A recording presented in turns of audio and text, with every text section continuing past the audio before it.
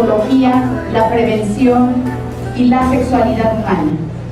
Asimismo, organiza, participa y coopera en eventos que ayudan a desarrollar la profesión del psicoterapeuta y otros temas afines a nosotros. Trabaja dando seguimiento a los temas de impacto social, tales como la violencia contra las mujeres, modelos de comportamiento masculino que reproducen esta violencia y opciones para encontrar nuevas formas de relación entre mujeres y hombres basadas en la equidad y en la no discriminación. Se cuenta con vínculos de colaboración, trabajo e intercambio con personas e instituciones académicas y sociales con intereses similares. La ponencia magistral del día de hoy forma parte de nuestra colaboración con la Escuela Española de Terapia Reichiana y el proyecto de Ecología Humana de la Universidad Nacional Autónoma de México. Nuestro ponente de hoy, Javier Serrano, psicólogo, especialista en psicología clínica y psicoterapia, especialista también en sexología, tanatología, psicoterapia caracteroanalítica y ecología de sistemas humanos. Miembro fundador, director y responsable didáctico de la Escuela Española de Terapia Reichiana desde 1985. Le damos la bienvenida con el tema trastornos sexuales, encuadre e intervención clínica. Muchas gracias.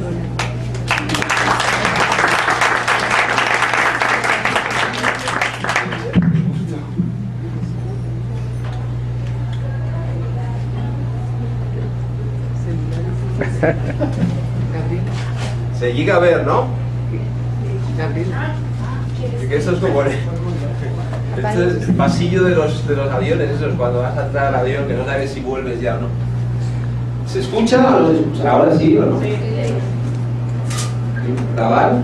Apaguen los celulares. Así que apaguen los celulares, por favor. Pero te digo, vamos a subir al avión. Esto es como los pasillos de Iberia, ¿no? ¿En serio? Bueno, pues apaguen los celulares, abróchense los cinturones. Si no se siente o se escucha bien, me lo decís. De todas maneras, por aquí delante a lo mejor podéis poneros. Bien, vamos a primero agradecer la invitación que me ha hecho el Centro Reichiana de México y agradeceros el que podáis estar aquí escuchando y participando en este espacio, porque los tiempos que corren no son muy proclives a estar en estos lugares.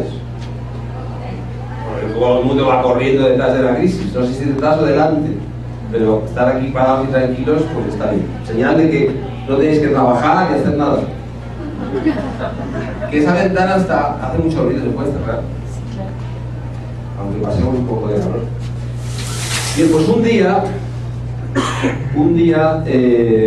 llegó a la consulta una persona que se llamaba Antonio. Y Antonio pues venía muy preocupado porque desde hacía unos meses en las relaciones sexuales pues no tenía erección. Y entonces pues bueno, como ya había tenido varias experiencias diferentes con mujeres diferentes y ninguna había funcionado bien, pues ya se preocupó un poco más de lo habitual y dijo, bueno, vamos a ver a algún loquero de estos, a ver si me dice alguna cosa interesante. Y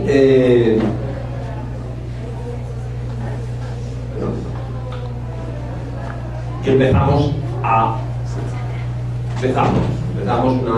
una aventura terapéutica donde fuimos viendo aspectos que yo voy aquí a comentar para que sirva de primer ejemplo.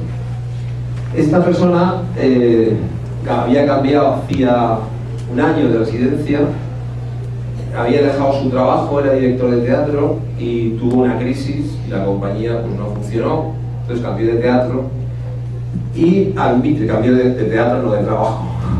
De teatro ya no pudo cambiar. Y al mismo tiempo, coincidiendo con ese cambio laboral, pues unos meses arriba o abajo, había habido también una crisis importante con su compañera y decidieron dejar la relación, con lo cual pues se quedó sin teatro, sin lugar donde aposentar público y sin compañía. Entonces se quedó sin nada. Y entonces pues directamente él decidió cambiar de lugar y empezar a aprovechar que no tenía pues, muchas cosas que dependían de él y cambiar de lugar de residencia. Bueno, en este interín pues empieza a haber una serie de sucesos en su vida. Encuentra un trabajo que está muy bien, muy contento, encuentra un lugar cerca del mar, un pueblecito cerca de la playa, empieza a sentir la vocación de ser pescador, empieza a pescar y a estar feliz y a vivir una vida un poco alternativa. Y en principio él es una persona, llega, habíamos dicho lo del avión, y llega pues con una sorpresa en cuanto que siendo su vida tan agradable en este momento, pues no sabía ni entendía por qué no le funcionaba lo que siempre le había funcionado tan bien.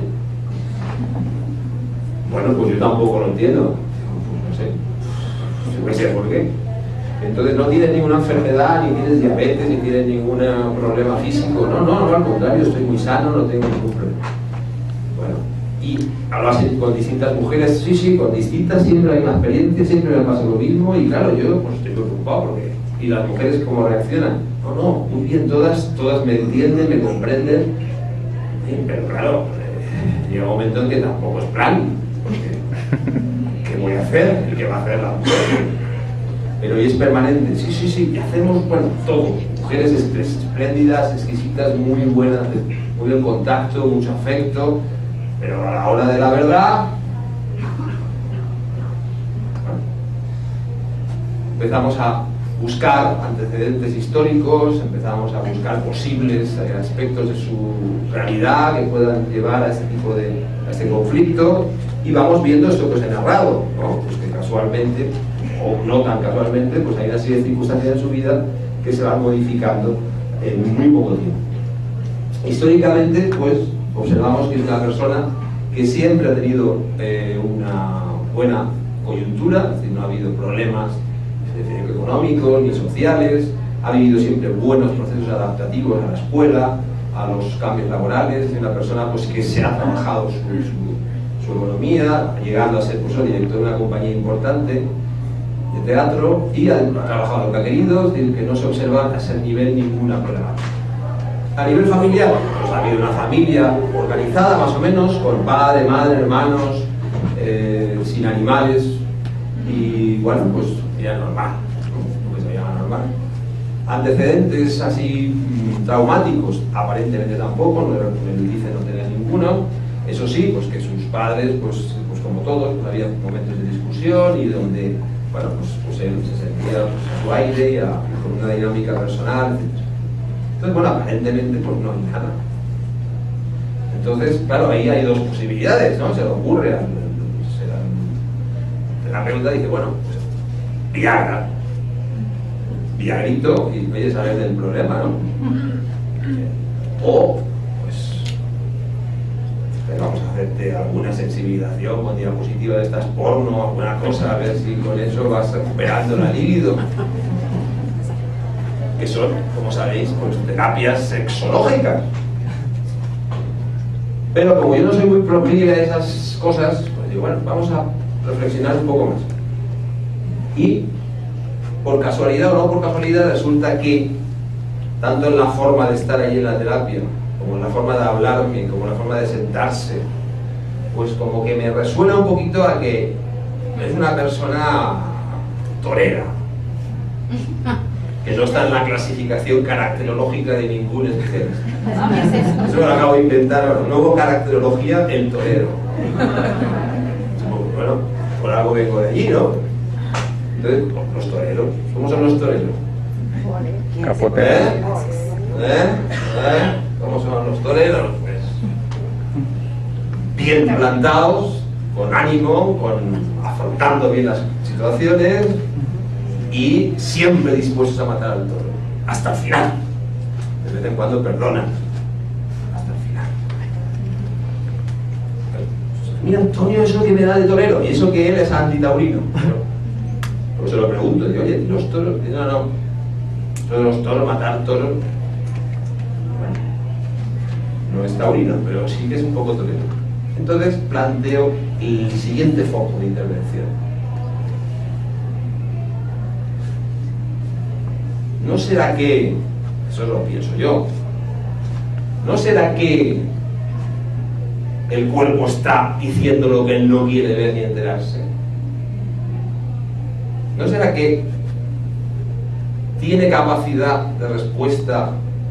No significa que no está suficientemente patologizado como para no tener un cierto lenguaje corporal. Y ese síntoma sería una forma de hablar y decirnos algo que él no quiere aceptar y asumir. Bueno, vamos a probar a ver si por ahí descubrimos algo. Y ahondando en ese interín y en esa dirección, pues vamos observando y va Antonio dándose cuenta de que en realidad él no se había parado a contemplar las consecuencias afectivas y emocionales de sus seguidas y continuadas separaciones y rupturas vitales, porque a fin de cuentas tan vital era la ruptura de su compañía, que había estado años con ellos y trabajando, y sabéis que el teatro pues tiene muchos, ¿no? Y la de su compañera, que llevaban pues 12 o 13 años juntos, todo eso juntito, y encima cambia de residencia, cambia de vida, y todo feliz, porque él está feliz, está contento, está bien, sano. Pero a los toreros, ¿con qué matan los toreros? Con la espada, ¿no? Pero él, que no es torero y no tiene espada, pero es un torero, ¿con qué puede acabar la faena? Con nada.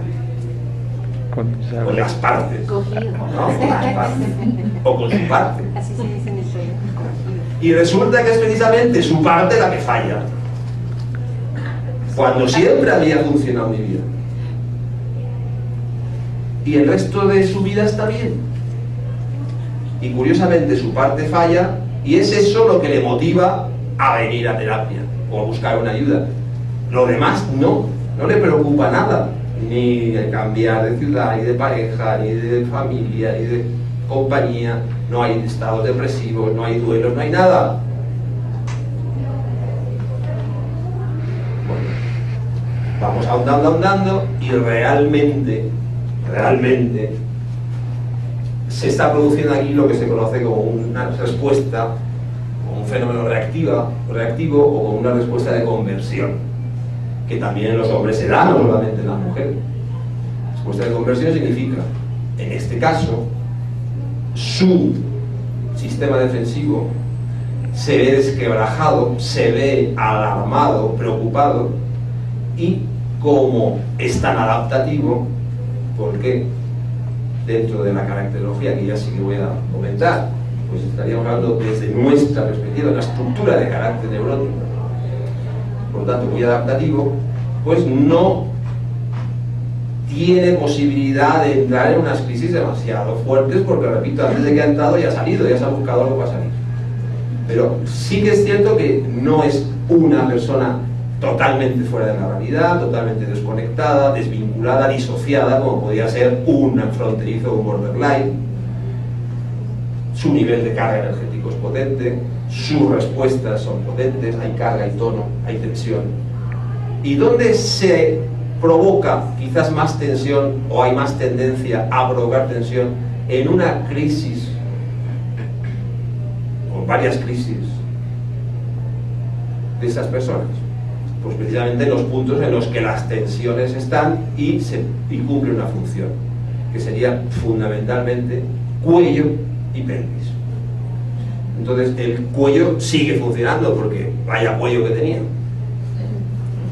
ahí bien fuerte. La pelvis a lo mejor no, la pelvis está desmoronándose.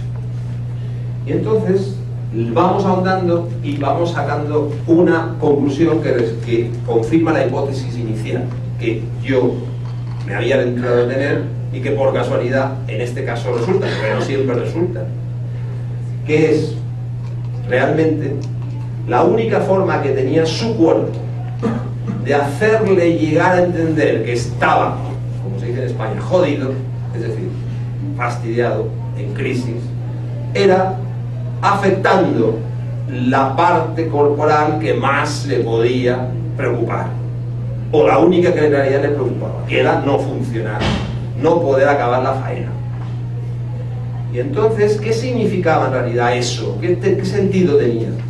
Pues el sentido de decir, no puedes acabar la faena, estás vulnerable, estás en una posición de debilidad, estás impotente. Y eso no porque él tuviera una impotencia realmente sexual, sino porque estaba viviendo una situación de impotencia vital, de impotencia emocional, de impotencia a la hora incluso de expresar sus dinámicas afectivas, dinámicas existenciales. Entonces, esta impotencia se refleja en esta persona de esa manera, pero solo en esta persona y de esa manera. ¿Por qué? Porque esta persona responde a unas características que permite que sea así. Otra persona, con las mismas condiciones, posiblemente hubiera respondido con un estado depresivo, hubiera entrado con unas reacciones ciclotímicas, hubiera tenido reacciones en un momento determinado a lo mejor de angustia, hubieran reaccionado de formas distintas ante estas mismas condiciones que esa persona vive. Pero este sujeto no, este sujeto reacciona con una somatización, una respuesta, un mecanismo de conversión en aquello que más le duele, y que también es cierto que simbólicamente está reflejando aquello que ocurre y que no es capaz de asumir. Es decir, su sensación de fracaso, su sensación existencial de crisis vital, de crisis existencial. Y vamos trabajando esto, y efectivamente conforme la persona va asumiendo, tanto por medidas y por medios cognitivos como por medios neuromusculares, corporales, para facilitar la conciencia del conflicto, la persona va dándose cuenta de que realmente va empezando a tomar conciencia de que está más débil de lo que él pensaba, de que hay un punto de vulnerabilidad, de que está asumiendo posiciones quizás más, poniendo ya el nombre caracterológico adecuado, más fálicas de lo habitual, y todo eso le lleva a plantearse el por qué yo no me permito, o por qué no me he permitido vivir todo esto. Entonces, bueno, no me lo he permitido porque nunca me he permitido en mi vida vivir y asumir puntos de debilidad, porque siempre he podido con todo y siempre lo he afrontado todo. Entonces, bueno, siempre hay una primera vez, y las primeras veces también es cierto que dentro de las dinámicas autopoéticas pues se afecta y se altera lo que menos, en el fondo lo que menos daño provoca, porque una impotencia secundaria tampoco es tan grave ni se muere nadie por eso, pero esta persona sí que le está afectando y le lleva a pedir ayuda, cosa que a lo mejor si se hubiera puesto malo de una bronquitis, o si hubiera puesto enfermo de hubiera cogido un conflicto, digamos, un problema de una reacción dermatológica grave, como a veces ocurre también cuando hay estados críticos, pues bueno, hubiera ido al médico y ya está. Es decir, en el fondo tenemos que partir de la base de que siempre nuestro biosistema va a buscar formas de lenguaje, de discurso, de diálogo que permita hacerse entender, y esa parte que está sufriendo dentro de nosotros decir, entérate, porque tienes que sanarme, tienes que recuperar mi capacidad de placer, mi capacidad de goce, porque eso es hacia lo que tiende todo ser vivo, y el ser humano también, hacia la búsqueda del bienestar y del placer. Entonces, cuando falla eso, pues hay que buscar formas para, si no se puede con medios habituales, se busca otros medios, y el cuerpo expresa, y los trastornos expresan, y también, y muchas veces, mayoritariamente y de forma cualitativa, los trastornos sexuales es un ejemplo de ese tipo de lenguaje.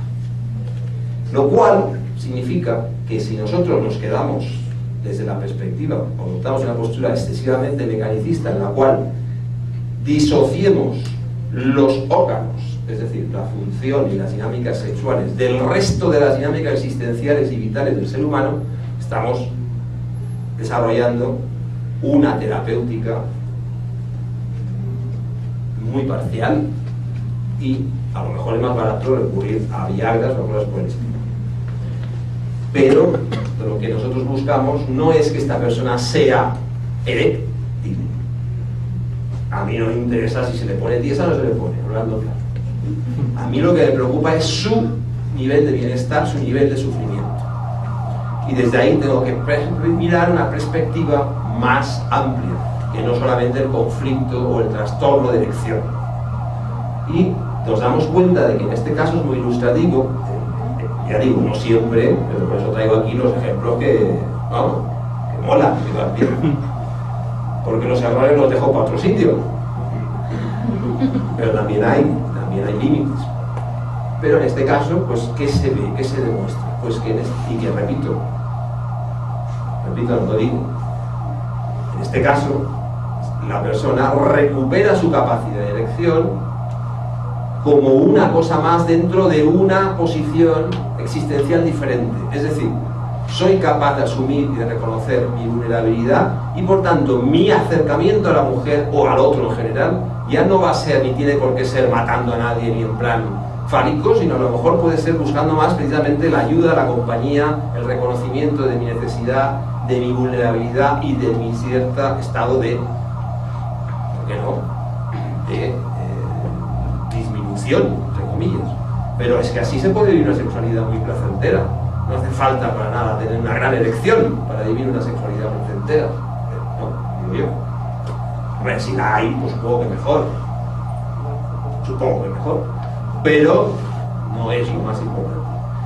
Entonces esta persona va recuperando eso y va recuperando también una conciencia de una conciencia de su problemática y por lo tanto de su realidad que le coloca en un nivel de existencia mucho más satisfactorio, más real que estaba antes. Por tanto, no solamente va a recuperar esa erección, sino que va a recuperar, repito, un estado de conciencia, un estado de gestión de la realidad diferente. Bueno, pues este ejemplo sirve para hacer ver cómo, en muchas ocasiones, los síntomas, y en ellos también los trastornos sexuales como un síntoma, deben de tener un setting, un encuadre determinado, donde no solamente nos fijemos dentro del previo diagnóstico en la sintomatología sexual, sino en todo, en quién tiene esa sintomatología, qué condiciones rodean esa sintomatología y por tanto plantearnos qué función cumple esa sintomatología. De ahí mejor que en cualquier otro síntoma, la pregunta clave, ¿qué función cumple? Entonces, claro, y a partir de ahí realiza una intervención que sea coherente con ese planteamiento. Y eso significa que también nosotros tenemos en perspectiva y tenemos siempre la visión de los factores sociales y coyunturales que están influyendo también en ese tipo de trastorno, como es el caso que aquí tenemos evidente también, ¿no? Si no hubiéramos tenido en cuenta los factores sociales que esta persona va teniendo y las crisis que va viviendo, pues nos hubiéramos pasado un poco de largo esa posibilidad. Pero no siempre es tan fácil, no siempre los casos son encajan tan bien, y a lo mejor las medidas de intervención son más complicadas, porque en este caso, dentro de lo que es nuestra perspectiva de psicoterapia de carácter analítica, pues con una intervención focal, de unas 20 sesiones aproximadamente, esta persona recupera todo eso que he dicho. Pero no siempre es tan fácil. ¿Y por qué en tan pocas sesiones? Pues porque tampoco hace falta más. Cuanto más breve el tratamiento, pues mejor, ¿no?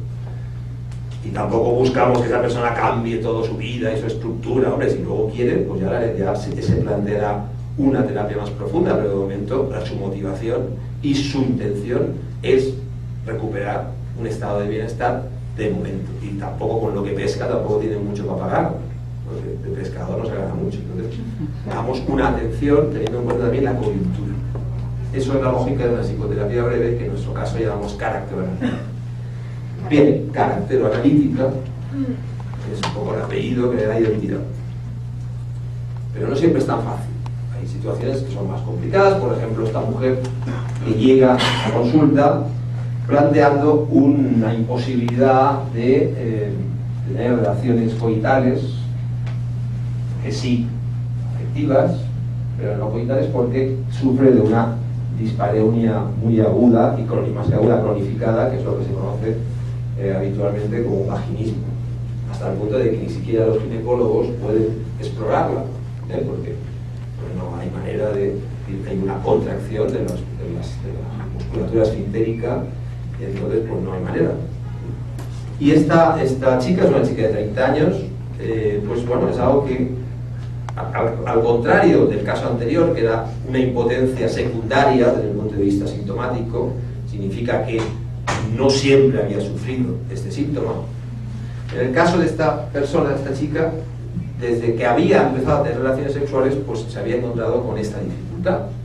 Entonces había ido pues, a ginecólogos, había estado en sexólogos, en cromoterapeutas, aromaterapeutas, todo tipo de terapeutas, y no había podido resolver, digamos, el conflicto.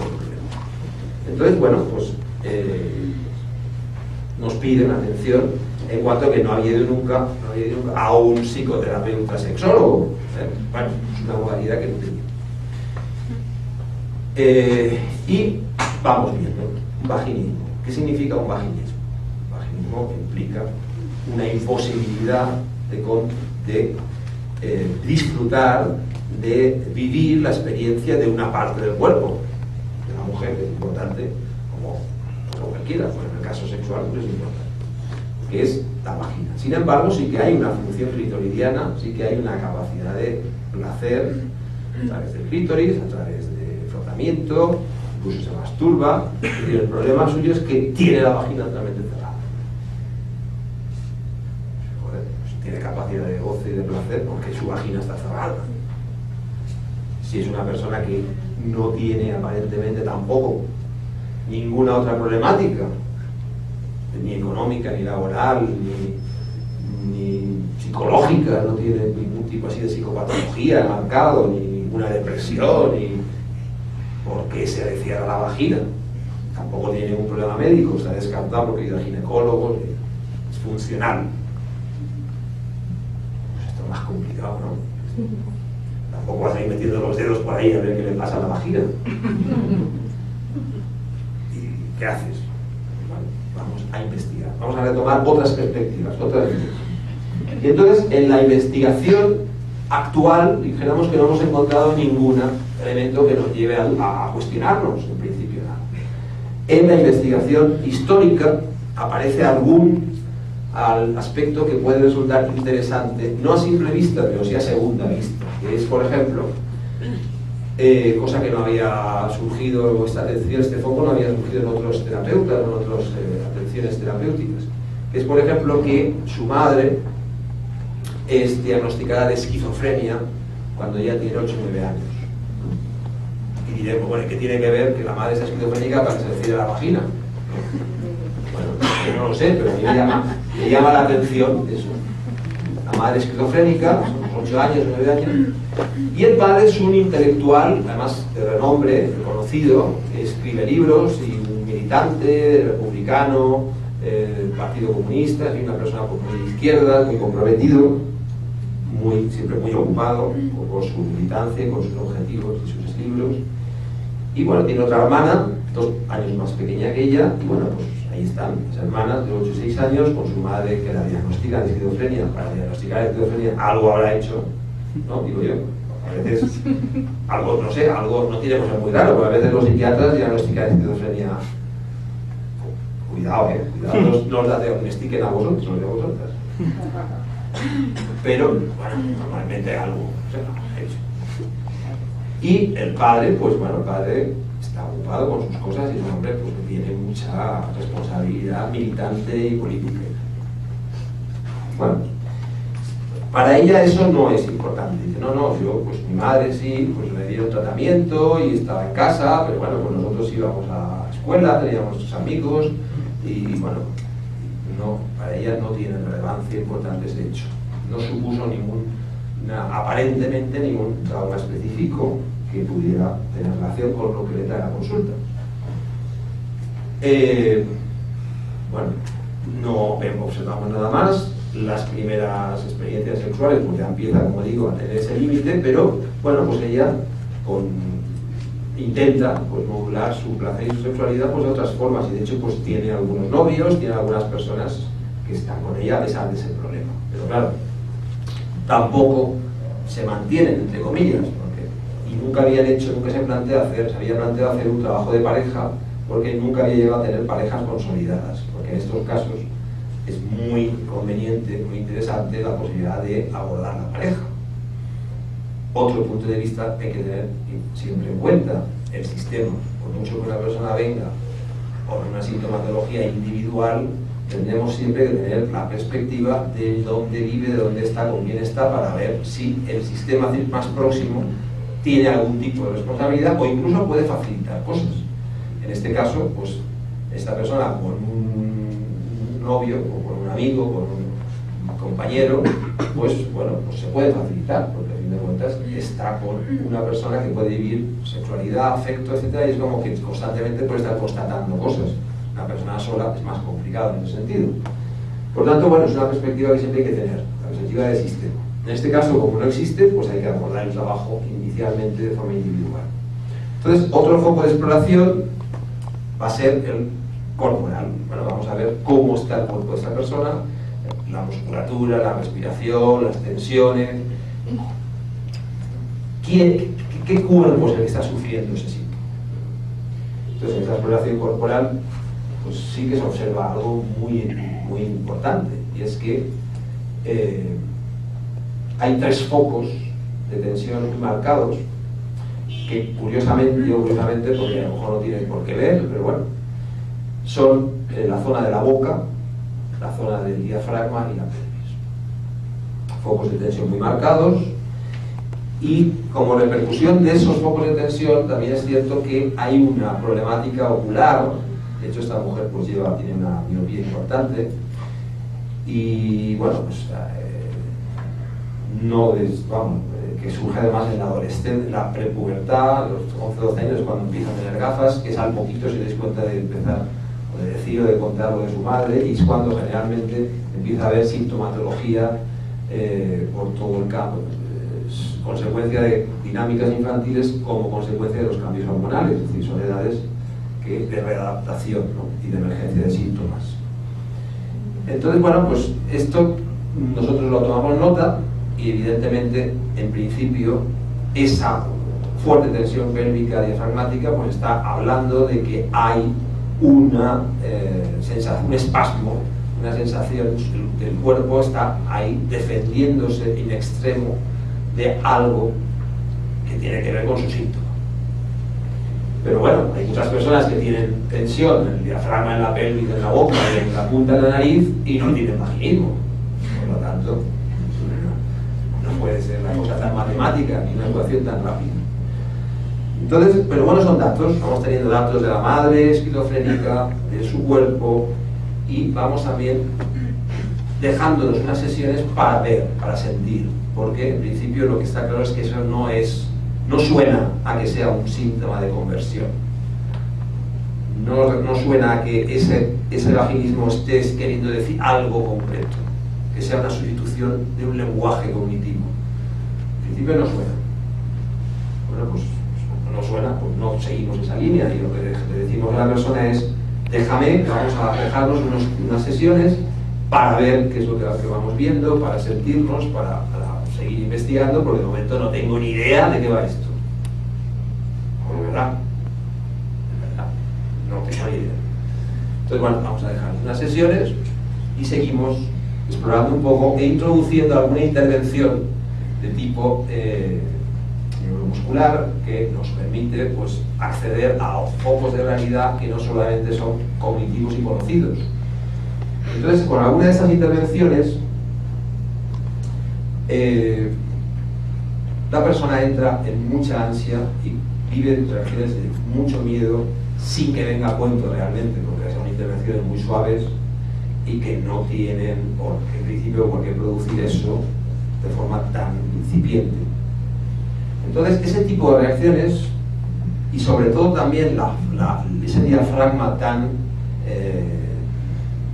rigidificado, tan atemorizado, pues llevan a pensar que pudiera haber habido alguna experiencia traumática, es decir, que su cuerpo esté reflejando un trauma, pero no un trauma infantil o un trauma de los que se habla a nivel psicodinámico, sino una experiencia traumática que ha colapsado una parte de su cuerpo y que ha podido estar ahí creando una serie de consecuencias sintomáticas.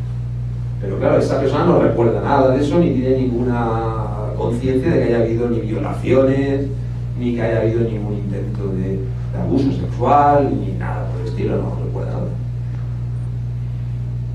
Bueno, pues seguimos investigando y realmente no sale material en relación a traumas sexuales, porque además es una mujer muy desinhibida, digamos fruto de una educación y de una cultura liberal, sin ningún problema con la sexualidad, con la desnudez.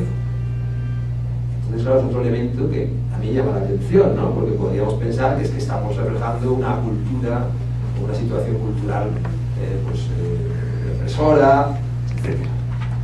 Bueno, pues seguimos un poquito más el trabajo y en estas intervenciones musculares aparecen unas asociaciones por primera vez en relación a su ambiente familiar y a algunas experiencias que vivió con su hermana y con unas vecinas, una vecina concretamente. Entonces recuerda de pronto que un día pues estaban haciendo los deberes y la vecina, entró una vecina por la casa, porque a veces tenían la puerta abierta y la gente pues, que tenían este tipo de costumbres así, de confianza y tal, entró llamándola: Virginia, Virginia, corre, corre. Y la niña, pues con 9 o 10 años, ¿qué pasa? Que tu madre está en la calle. Entonces, bueno, pues claro, se asomaron al balcón y se encontraron, vamos, en ese momento que vino, ¿no? Esa asociación, ese recuerdo, vio que su madre estaba desnuda en la calle, haciendo cosas con la gente y con los coches, ¿no? Cosas que una niña no sabe lo que hacía, estaba desnuda y hacía gestos y cosas. Y de pronto, como que el recuerdo de ese recuerdo le provoca, sin ella pretender ni buscarlo, pues una reacción emocional muy fuerte, entra en llanto, se queda sin posición fetal y vive pues una pequeña reacción emocional, ¿por qué no? Bueno, como colofón de ese recuerdo, ¿no? Porque le invade la angustia, le invade el miedo, le invade como que se reactiva esa experiencia. Bueno, pues ahí queda la cosa y en principio lo retomamos y ella pues decía que no recordaba esto y que poco a poco, pues a partir de la sesión sí que había ido como recordando más ese periodo y que ciertamente bueno, pues fue tomando conciencia, repito, de que había sido un periodo para ella muy difícil porque no sabía qué hacer con su madre y en varias ocasiones, hasta que la internaron una temporada, pasó lo mismo. Y su padre, cuando llegaba, pues ya había pasado todo. Llamaban al padre, el padre ya llegaba, ya la madre ya la habían medicado, la habían internado, y ella no llegaba nunca a saber qué decía y qué pasaba. Pero claro, sí que lo sabía, pues sí que lo estaba viendo. Y es que en realidad lo que provocaba, la situación que estaba haciendo su madre era provocar con los genitales. Entonces sabéis que eso es una reacción que se tiene en algunas crisis de tipo befrénico. Las psicosis befrénica, la esquizofrenia befrénica, en ocasiones tienen comportamientos transgresores y si hay ciertas coberturas o ciertos componentes histéricos, pues se sexualizan mucho. Hay befrenias con componentes histeriformes o histriónicos que sexualizan mucho las respuestas psicopatológicas y se observan cuadros de estos, cuadros de provocación sexual. Y de hecho, pues eso en los psiquiátricos que habéis hecho prácticas, pues habéis visto que eso aparece a veces. Pero como no hay tanta medicación ya, pues ya no hay respuestas de ningún tipo. En aquella época, estamos hablando pues de hace 20 y tantos años, pues la medicación era menor, la práctica psiquiátrica era menor y además se coincidía con que el lugar donde vivía esta mujer, que también fue un elemento que salió, un dato que salió, era un momento de psiquiatrización, es decir, fue un momento en el que las leyes psiquiátricas se abolieron, digamos, las leyes, las leyes psiquiátricas de psiquiátricos, de la posibilidad de que cualquier médico pudiera internar a un paciente, a una persona, la posibilidad de mantener a esa persona más de un día o dos si no había orden judicial, el tratamiento ambulatorio, los pisos de comunidades. Era un momento, en la España de aquella época, pues de cambios a muchos niveles, y también hay cambios en la atención psiquiátrica. Entonces había muchas personas como esta que precisamente en el cambio, pues es cierto, está muy bien que haya una psiquiatrización, pero claro, hay que tener una alternativa, porque si no hay personas que realmente sufren mucho y pueden agravarse los síntomas y tener unas respuestas pues muy también conflictivas para el sistema familiar. Entonces, bueno, pues lo que estaba ocurriendo con esta madre, con esta mujer, es que esa falta de tratamiento, esa falta de atención, le llevaba a que tenía crisis repetidas, y siempre con ese patrón, el patrón de la provocación, más que sexual, genital incluso. Bueno, pues ese fue un punto de partida, un inicio, por el cual nosotros empezamos a trabajar la respuesta, una respuesta corporal, en la cual, en una edad en la que se está en plena identidad, en pleno proceso de identificación, y por lo tanto donde niña, madre, están en un momento de, repito, de asentamiento de la imagen corporal y de recuperación y de asentamiento de la identidad, pues empieza a haber una vergüenza de la madre, y una vergüenza de los genitales de la madre, y a partir de ahí hay una respuesta automática: no quiero ser como mi madre, y como no voy a hacer nunca lo que ha hecho mi madre, mis genitales se van a cerrar. Y ahí, pues eso es una conclusión sacada después de tiempo de trabajo, evidentemente. Y de tiempo de trabajo acompañado de una fuerte crisis, porque esta persona no tenía conciencia real de todo ese conflicto que había vivido en una parte de su historia. Lo tenía prácticamente como olvidado, que es lo que ocurre en las situaciones traumáticas, ¿no? Hay una amnesia, o una amnesia total o parcial, de una amnesia. En realidad, esta persona había vivido un trauma, no directo, pero un trauma indirecto. Y un trauma indirecto en un momento, repito, del proceso de identidad.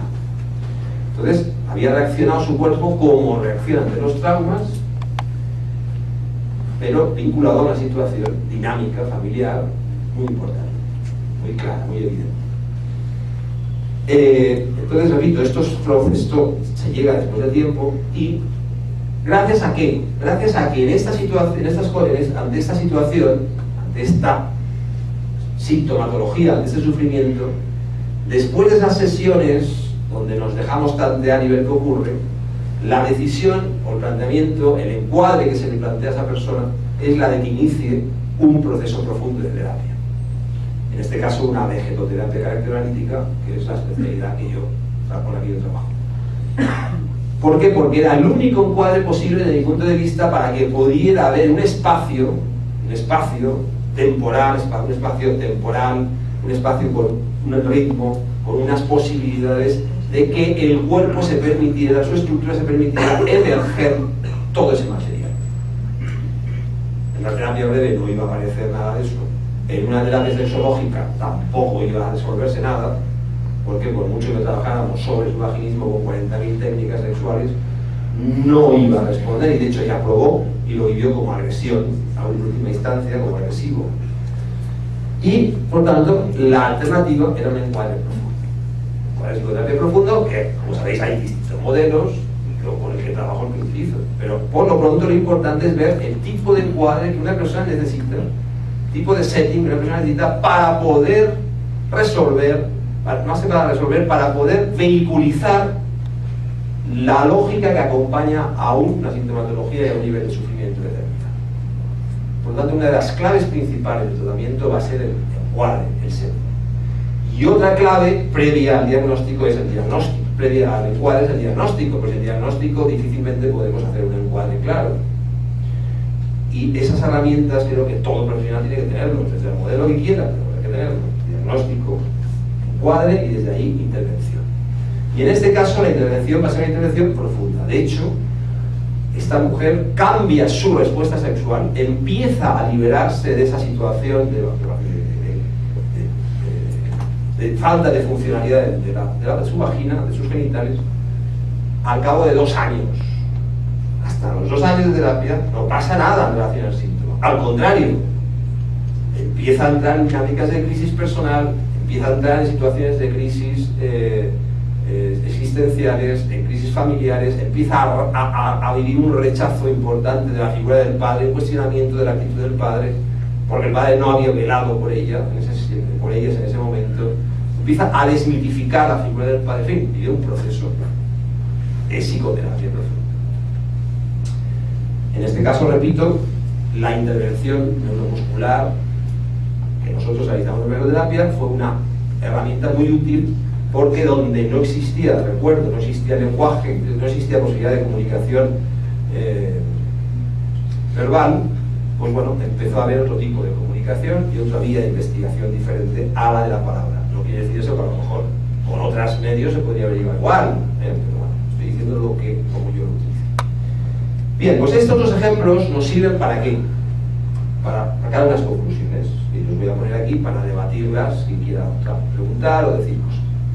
Primero, que cualquier síntoma, y en particular los síntomas sexuales, véase impotencia, dispareunia, vaginismo, satiriasis, ninfomanía, falta de deseo, etcétera, como cualquier otro síntoma, ya digo, pero sobre todo los sexuales, porque están, por la propia lógica clínica y psicodinámica, están mucho más cargados de simbolismo, entre otras cosas por la cultura en la que vivimos, y por tanto de afecto, habrá que situarlos siempre dentro de un contexto amplio. No solamente podremos analizarlo y verlo como factor sexopatológico. Hay una sexopatología, si se quiere hablar así, yo prefiero hablar de disfunción sexual más que de trastorno, es otro término que se emplea también, y me interesa más todavía hablar de la disfunción del placer más que de la disfunción genital, todavía qué pasa con esa persona a nivel de placer y de capacidad de afecto que tiene, porque la sexualidad se puede contemplar también de muchas formas y creo que hay que darle una forma más amplia. Pero desde esa perspectiva incluso no podemos abordar solo la problemática de forma tan localizada, porque, repito, esa sintomatología es consecuencia de algo, y ese algo generalmente no tiene que ver con dinámicas sexuales específicas. A veces sí, y cuando es así, porque conflictos de pareja, falta de información sexual, porque están desarrollando dinámicas que el sujeto no conoce, no sabe, otras cosas con lo que yo llamo en información sexual o atención en crisis o atención en pareja puntual, con unos espacios muy pequeñitos de tiempo se resuelven esas cosas. Ahora, lo demás, lo que no es eso, ya hay que hacer un encuadre que permita tener un espacio para que esa persona y ese profesional puedan darse un tiempo de investigación, de análisis, de elaboración y de resolución del conflicto, repito, asumiendo un prisma más amplio.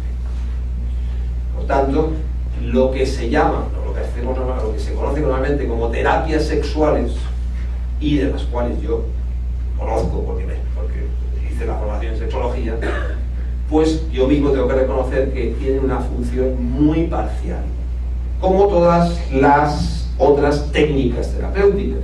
Resuelven a veces los conflictos, a veces, igual que todo, pero el problema no es resolver el síntoma para mí, sino en aprovechar el síntoma, aprovechar la crisis de la persona, el sufrimiento de la persona o de la pareja, para ayudar, si están dispuestos a hacerlo, claro, si están por la labor, a ver qué hay detrás, qué acompaña a ese síntoma, a esa alteración.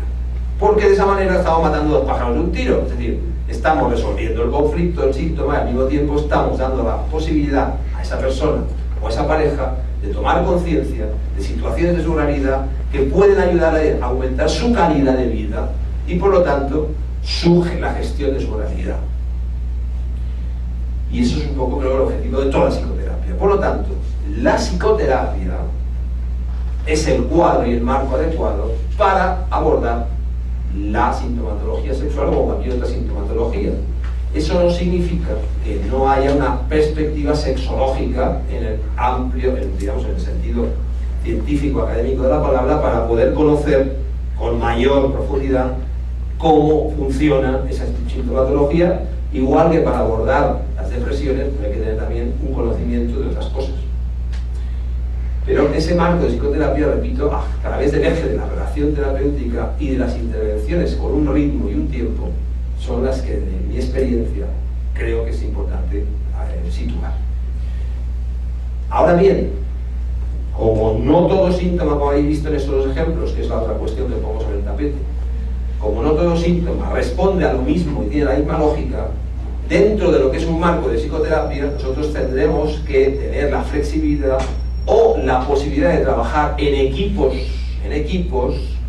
para que cuando yo no soy capaz de abordar un problema, porque creo que ese problema exige una terapia X o Y, o un setting profundo, breve, del cual yo a lo mejor no soy especialista, pueda derivar al lugar adecuado, porque uno no puede hacerlo todo. Pero, aun en el supuesto de que pudiera hacerlo, lo importante, repito, es darnos la opción y la posibilidad de barajar los distintos encuadres, los distintos settings que pueden permitir facilitar la ayuda a una persona en ese sentido, teniendo en cuenta que a veces, mejor dicho, que una de las variables va a ser siempre intentar que sea el tratamiento lo más breve posible, porque aquí no se trata de sacar dinero a nadie ni de estar perdiendo el tiempo. Y ahí entra otro factor más que también dejo sobre la mesa. En los trastornos sexuales, más que en muchos otros trastornos, pero en general siempre nuestra atención psicoterapéutica, por encima de todo, tiene que estar vinculado a la ética. Y la ética significa posición del profesional. La posición significa respeto por las variables y las dinámicas personales y patológicas del sujeto. Significa adoptar una posición que me permita a mí cumplir la función clínica. Significa que yo no soy amigo, que yo no soy amante, que yo no soy tesorero, que yo no soy usurpador, ni soy negociante con mis pacientes. Desde ahí podemos empezar a trabajar bien, dentro de un proceso de psicoterapia. Y repito, hay psicoterapias, cuanto más breves mejor. Hay sistemáticas dentro de la psicoterapia que permiten trabajos breves, pero también es cierto que a veces, por desgracia, no todo se puede resolver con trabajos breves y con tratamientos breves. Y entonces habrá que buscar la forma de facilitar a las personas espacios de psicoterapia profunda donde esos problemas se puedan ir resolviendo. Muchas gracias por vuestra paciencia.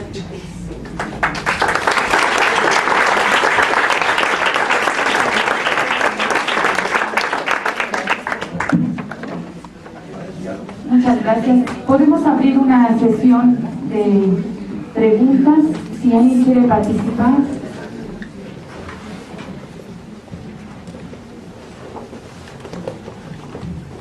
Gracias. Buenas tardes, doctor Serrano.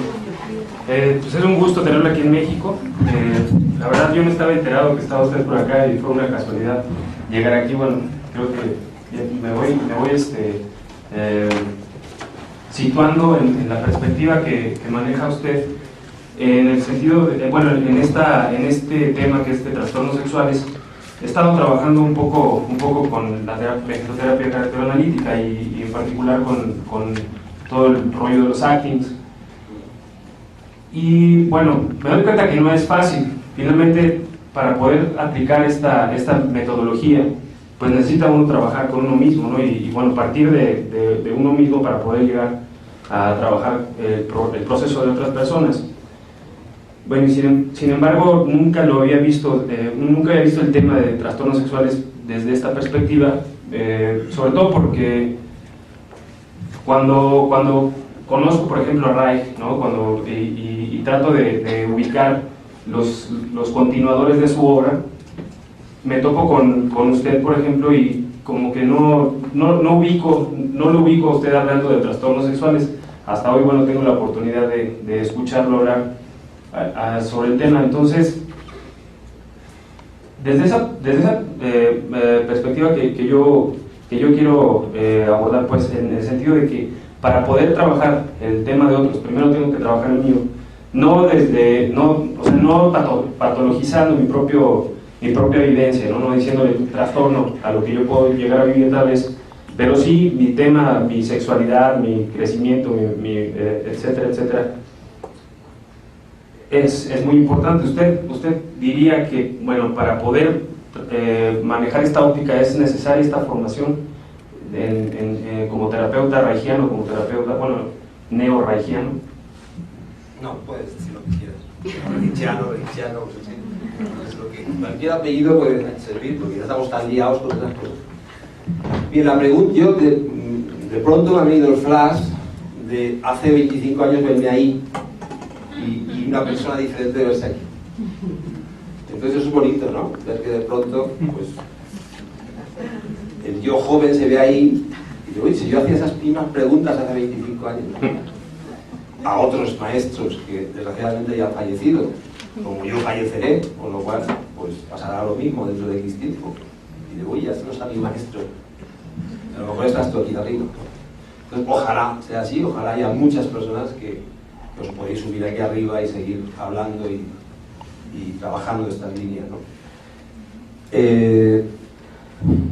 Toda formación en psicoterapia, sea cual fuere el modelo, y psicoterapia no es terapia ni son técnicas, psicoterapia está englobando dentro de lo que es la tradición psicodinámica, lo que es la tradición, por lo tanto, donde se abordan ciertas perspectivas, y sobre todo la idea de relación terapéutica, la emergencia del inconsciente, el insight, etc. Entonces, toda psicoterapia, la historia, desde la historia sabemos que sus practicantes siempre, a partir precisamente de la experiencia, han aconsejado que el profesional, junto a los cursos, miles de horas que la exigen todas las escuelas, porque de un año a otro ya, ahora son 1000, mañana son 2000, cada vez hay más horas para formarse. Pero bueno, dentro de eso que puede haber de parte de cierto negocio de exigencias academicistas o lo que sea, sobre todo en Europa, lo cierto es que uno de los aspectos fundamentales que todo clínico aconseja, repito, por su experiencia, es que el profesional se tumbe en el diván, es decir, que él tenga un espacio donde antes de, o paralelo a, o lo que sea, pero antes de morirse, pues pueda vivir su propio proceso de reencuentro, de redescubrimiento, y lo que yo en uno de mis textos poéticamente hablo de mi propio infierno, porque todos llevamos un cierto infierno dentro y de vez en cuando las llamas salen, ¿sabes? Y que no se ponga delante nadie. Entonces, bueno, la posibilidad de encontrarnos con lo que hay dentro de nosotros que muchas veces no conocemos, por mucho que queramos y que nuestro narcisismo nos lo suponga, pues nos coloca sobre todo en una posición tumbada, es decir, relajada, no así, tumbadita. Y a tumbadito se ven las cosas de otra manera. Es decir, nos da la posibilidad de tener una perspectiva más humana de la realidad, más emocional, más próxima, más cercana, porque en el fondo todos somos muy parecidos, porque hemos vivido cosas muy parecidas, porque esta cultura es muy parecida, aunque sea México, España, o hay cosas muy parecidas, otras no, pero parecidas. Porque ya cada vez más con la globalización, más todavía. Entonces, bueno, pues esa posibilidad yo creo que es necesaria. Y ya te digo, estando yo ahí, tu edad, pues yo posiblemente estaba ya haciendo eso. Porque yo me encontré con gente que me lo dijo, me aconsejó, yo lo seguí, y me di cuenta luego que ese consejo fue muy importante. Es decir, sin mi análisis personal, yo no habría podido seguir avanzando como he avanzado, ni en mi vida, ni en mi trabajo. Pero eso cada cual puede hacer lo que quiera. Está claro que es muy costoso, es muy implicativo a todos los niveles, un análisis personal, sobre todo cuando no hay infraestructura. Por ejemplo, pues aquí en este país, en este momento, tenéis poca infraestructura en ese sentido. A lo mejor sí de hacer con energética o psicoanálisis, pero desgraciadamente en lo que tú has planteado, que es psicoterapia electroanalítica, hay procesos de formación, hay cursos, hay planes, hay proyectos, pero hay muy poquitas personas que realmente puedan hacer vegeloterapia, que sean especialistas en vegeloterapia tal y como nosotros lo concebimos. Y es uno de los motivos por los que estamos aquí, por los que estamos organizando cosas, intentando ayudar y facilitar a vuestras gentes, sin ningún interés de volver a colonizar nada, a vuestras gentes, para que tengáis acceso a esa información, a ese material y podáis vosotros trabajar y hacer lo que queráis. Igual que yo lo hice en su momento, pues en otro lugar, que no era España, y que, porque me tocó que en España tampoco había. Entonces, bueno, por eso digo que a veces en la historia y en la vida se producen como sinergias muy interesantes, aunque yo no sea juniano ni me guste mucho Jung, pero a veces es cierto que sinergias se producen y no sé, esta puede ser una de ellas. Entonces, bueno, pues eso, no sé si respondo a tu pregunta. Sí, bueno, ya al rato preguntaré dónde están trabajando